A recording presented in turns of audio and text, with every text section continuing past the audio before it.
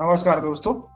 इस ट्यूटोरियल में आज हम लोग ये सीखने वाले हैं कि CSS का यूज करके UI एलिमेंट्स की और उसमें भी स्पेसिफिकली टेक्स्ट की अलाइनमेंट को कैसे सेट करना है। तो यहाँ पे मैंने सीधा अपना वेब पेज जो है उसे ब्राउजर में रन किया है। हम लोग तरह तरह की टेक्स्ट अलाइनमेंट्स को देखेंगे और फिर चेक करेंगे कि इसका कोड कैसे मैंने किया हुआ है। तो यहाँ पे देखिए, सबसे पहले यहाँ पे एक टेक्स्ट है जो कि एकदम लेफ्ट अलाइंड। ओके, यहाँ पेज की जो या ब्राउजर की जो लेफ्ट मार्जिन है उससे एकदम ये अलाइंड है। यहाँ पे लिखा हुआ है टेक्स्ट इज एट लेफ्ट। यहाँ पे एक दूसरा टेक्स्ट है जिसमें लिखा हुआ है text is at centre. Okay, आप लेफ्ट मार्जिन और राइट मार्जिन देखोगे तो एकदम दोनों मार्जिन के बीच में है। ओके, हॉरिजॉन्टली एकदम सेंटर में है। और तीसरा है टेक्स्ट इज एट राइट, ये जो राइट मार्जिन है उससे एकदम ये सटा हुआ है। तो यहाँ पे तीन प्रकार के अलाइनमेंट्स हैं, एक है लेफ्ट अलाइनमेंट, एक है सेंटर अलाइनमेंट, एक है राइट अलाइनमेंट। ठीक है, इसके बाद यहाँ पे हमने एक हेडिंग लिखा हुआ है जिसमें लिखा है following text is not justified. मतलब ये जो टेक्स्ट है, नीचे बहुत सारा टेक्स्ट लिखा हुआ है, ये जस्टिफाइड नहीं है। इसका क्या मतलब है, आप हर एक लाइन के एंड में देखिए, यहाँ पे ये जो स्पेस है ना, व्हाइट स्पेस, ये देखिए, ये यूनिफॉर्म नहीं है। यहाँ पे ज्यादा है, दूसरी लाइन में थोड़ी कम है, तीसरी लाइन में फिर से थोड़ी ज्यादा है, चौथी लाइन में फिर से थोड़ी कम है। मतलब यहाँ पे यूनिफॉर्मिटी नहीं है। हर एक लाइन में जो स्पेसेस होती हैं, जो वर्ड्स होते हैं, वो यूनिफॉर्म नहीं है, वो जस्टिफाइड नहीं है। ओके, तो अब जस्टिफाई जब हम करेंगे तो कैसा आउटपुट दिखेगा, तो देखिए यहाँ पे फिर से एक हेडिंग लिखा हुआ है फॉलोइंग टेक्स्ट इज जस्टिफाइड। अब इस नीचे वाले टेक्स्ट को देखिए, सेम वही टेक्स्ट है जो हमने ऊपर लिखा हुआ है, लेकिन यहाँ पे राइट साइड में देखिए, हर एक लाइन की राइट साइड राइट एज में ही एंड हो रही है। ओके, कोई आगे कोई पीछे ऐसा नहीं हो रहा है। इसे कहते हैं जस्टिफाइड टेक्स्ट। ये दिखने में भी अच्छा दिखता है। ठीक है, तो यहाँ इस टेक्स्ट को जस्टिफाई कैसे करना है ये भी हम लोग सीखेंगे। देन यहाँ पे एक हेडिंग लिखा है हमने, जिसमें लिखा है the last line of this paragraph will be right align. तो यहाँ पे ये जो पैराग्राफ हमने लिखा हुआ है, इसकी बाकी सब लाइंस तो ठीक है, बस ये लास्ट वाली लाइन देखिए, ये लेफ्ट से स्टार्ट नहीं होती। ओके, ये एक्चुअली राइट से स्टार्ट होती है। ओके, इसका एंड वाला वर्ड जो है वो एकदम राइट से चिपका हुआ है। ओके, और वहां से ये पीछे पीछे राइट करना शुरू होता है, राइट पीछे पीछे लिखना शुरू होता है। ओके, और जहाँ पे भी ये पहला वर्ड खत्म हो जाएगा वहां पे ये यहाँ तक, और जहाँ पे भी ये सेंटेंस खत्म हो जाएगा वहां पे इसका ये पहला वर्ड आ जाता है। ओके, तो लिखना एक्चुअली यहाँ से स्टार्ट किया है, ये इस लाइन को एकदम राइट वाले मार्जिन से, फिर एक एक वर्ड राइट टू लेफ्ट लिखते गए, और जहां भी पूरा सेंटेंस खत्म हुआ वहां पे हमारा ये पहला वर्ड हमें मिल गया। ओके, तो बाकी सब लाइंस तो नॉर्मली लिखी हुई है, बस ये लास्ट वाली लाइन जो है वो राइट अलाइंड है। ओके, राइट अलाइंड, ये कैसे करना है ये भी सीखेंगे। फिर एक हेडिंग लिखा हुआ है the last line of this paragraph will be justified.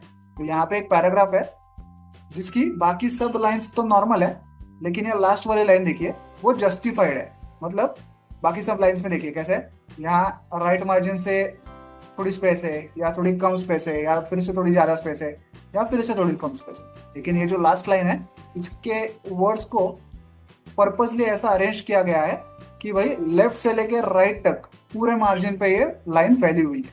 Okay, right से थोड़ा भी मार्जिन नहीं बचा है, ना कि लेफ्ट से थोड़ा मार्जिन बचा है। ओके, पर्पसली वर्ड्स के बीच में ऐसी स्पेसेस दी गई है अपने आप ऑटोमेटिकली। ओके, तो यहाँ पे लास्ट वाली लाइन जो है वो जस्टिफाइड है। ये भी कैसे करना है वो सीखेंगे। फिर से यहाँ पे हेडिंग लिखा हुआ है the last line of this paragraph will be centred. तो यहाँ पे एक पैराग्राफ क्रिएट किया है हमने, बाकी ऊपर की सब लाइंस तो ठीक है, बस ये लास्ट वाली लाइन देखिए, ये एकदम सेंटर में है।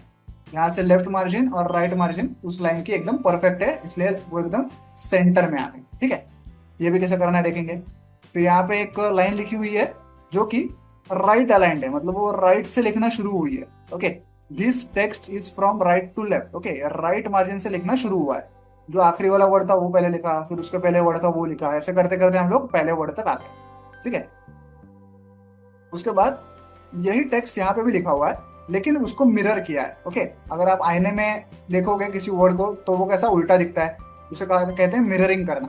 तो यहाँ पे राइट से तो लिखा ही है, लेकिन उसको मिरर भी किया है। ओके, तो यहाँ पे दिस वर्ड यहाँ पे है, टेक्स्ट वर्ड यहाँ पे है, this text is from right to left and mirror.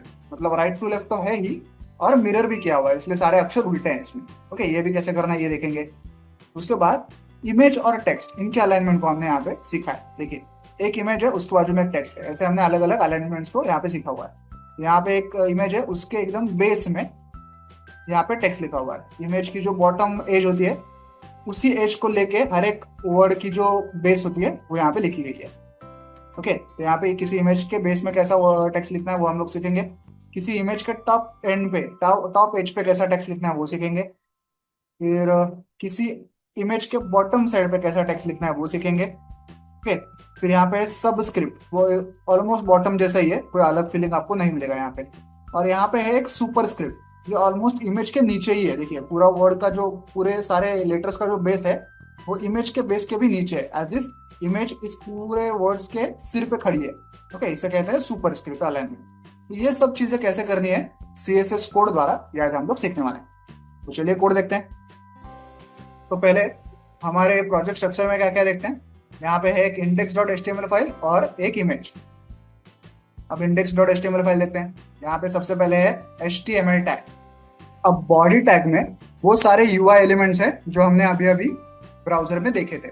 सबसे पहले देखिए यहाँ पे क्या है। यहाँ पे 3 पैराग्राफ टैग्स हैं।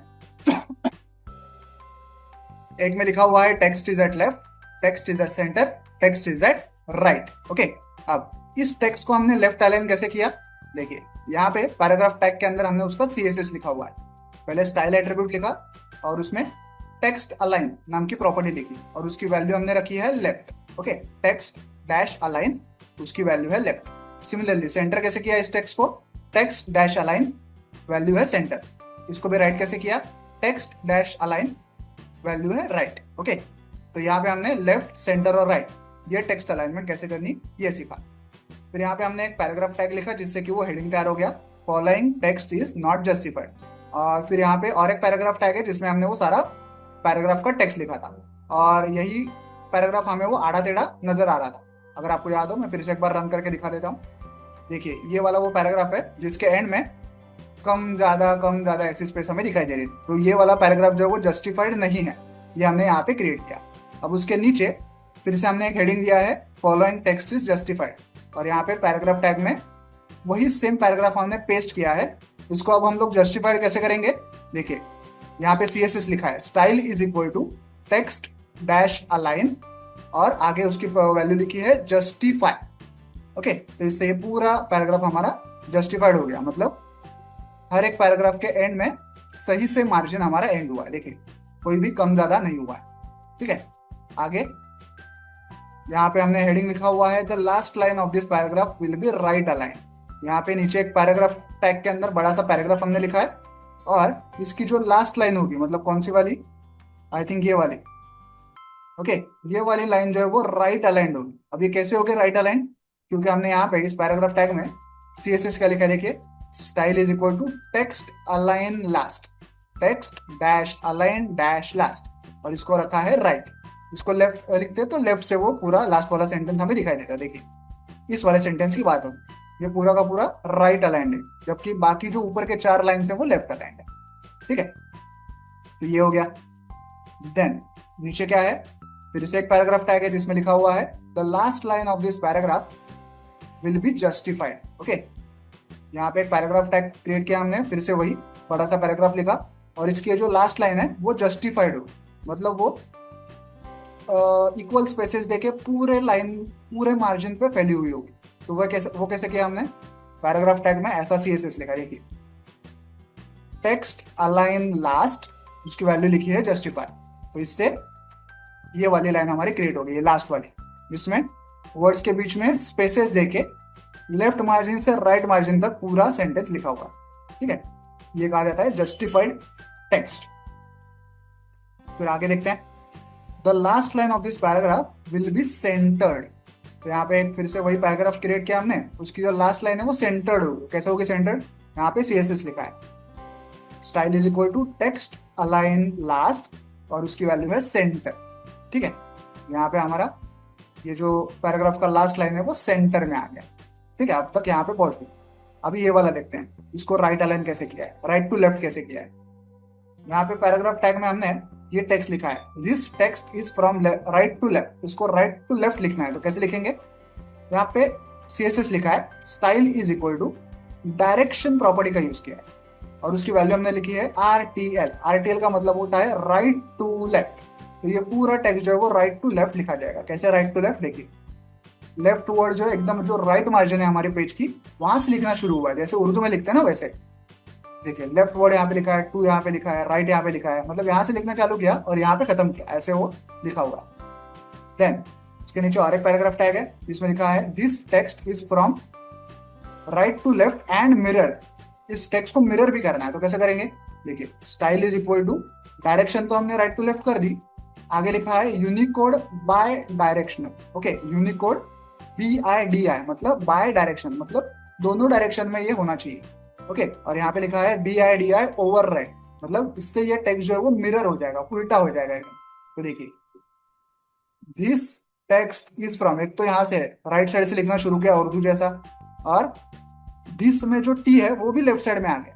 देखिए यहाँ पे दिस में जो टी है वो राइट साइड में है। मतलब ये वर्ड तो लेफ्ट टू राइट लिखा हुआ है, THIS, जैसे हम लोग नॉर्मल लिखते हैं वैसे एक एक अक्षर लिखा है बराबर से, लेकिन यहाँ पे अक्षर भी उल्टी तरफ से लिखे हैं। दिस तो राइट साइड में लिखा ही है सबसे पहले, दिस के अंदर जो एक एक अक्षर होता है वो भी उल्टे साइड से लिखा है। टी यहाँ पे लिखा है, फिर H यहाँ पे लिखा है, I यहाँ पे लिखा है, S यहाँ पे लिखा है। ठीक है, तो यहाँ पे पूरा मिररिंग हो गया एक एक लेटर का। ठीक है, तो अब तक आप हम लोग यहाँ तक पहुंचे। अब पारी आती है इमेज और टेक्स्ट वाले अलाइनमेंट। तो ये कैसे करना है देखते हैं। देखिए, यहाँ पे हमने 5 पैराग्राफ टैग्स को क्रिएट किया है। हर एक पैराग्राफ टैग में हमने एक एक इमेज को इंप्लीमेंट किया है। ओके, और पैराग्राफ टैग में ऐसा वाला टेक्स्ट हमने लिखा हुआ है, मतलब टेक्स्ट भी दिखेगा पैराग्राफ टैग में और एक एक इमेज भी दिखेगी। अब इमेज कैसे दिखाई है? इमेज टैग का यूज किया, SRC एट्रीब्यूट में इमेज का नाम लिखा, इमेज को कुछ विड्थ दी, कुछ हाइट दी, यहाँ तक तो सब नॉर्मल है। अब स्टाइल में क्या है देखिए, पहले स्टाइल में क्या है? वर्टिकल अलाइन, ये एक प्रॉपर्टी है जिसको हमने सेट किया है बेस लाइन। ओके, मतलब ये जो टेक्स्ट है इमेज के बेस लाइन में, उसके एकदम बॉटम वाले एज पे यहाँ पे लिखा हुआ होगा। ओके, ये पूरे इमेज की जो बॉटम एज है, बेस है, वहां से ये टेक्स्ट लिखा हुआ है। तो वो कैसे किया? वर्टिकल अलाइन, और उसकी वैल्यू है बेस लाइन। दूसरा, वर्टिकल अलाइन टेक्स्ट टॉप, मतलब इमेज के एकदम टॉप साइड में ये टेक्स्ट, देखिए इमेज के टॉप साइड में टेक्स्ट आ गया। Okay, text top property. Then vertical align text bottom, image के एकदम बॉटम में आ जाएगा, जैसे कि यहाँ आया हो। ठीक है, फिर वर्टिकल अलाइन सब, मतलब सब स्क्रिप्ट, ये भी आपको बॉटम अलाइन जैसे ही दिखाई देगा। देखिए नीचे आ गया।